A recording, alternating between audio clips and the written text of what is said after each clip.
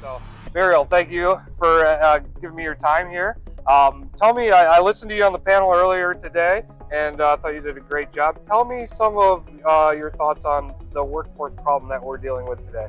Yes, absolutely. So a lot of employers felt a worker shortage since 2020, and I think a lot of us hoped, okay, this is probably a pandemic era problem, this will go away eventually.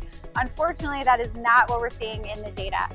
If you look at the latest Bureau of Labor Statistics data that's just been published, if you look at the projections of jobs that will be created by 2030, which sits at about 12 million, and then you look at who's going to retire, who will enter the workforce, we're going to have about 1.4 million people enter the workforce for about 12 million jobs.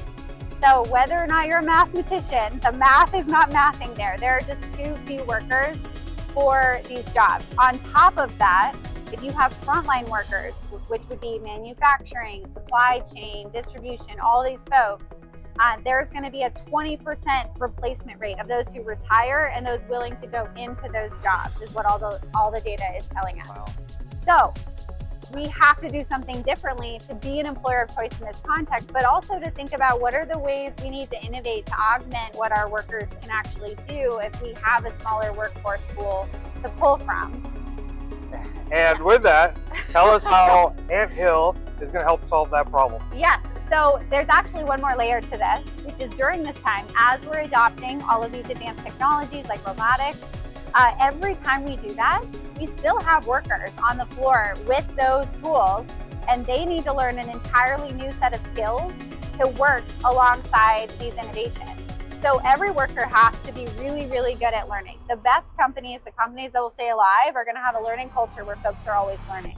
Anthill plugs in because we make learning work for the worker.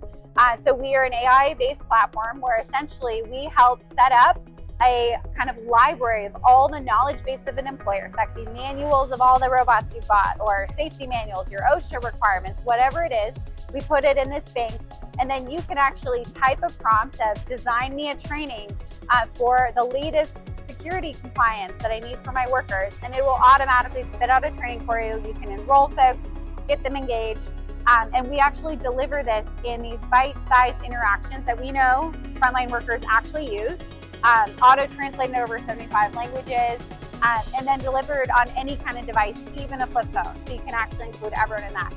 And we know workers like it. We get an over 97% adoption rate from workers, even when it's optional. So that's what we're doing at Anthill.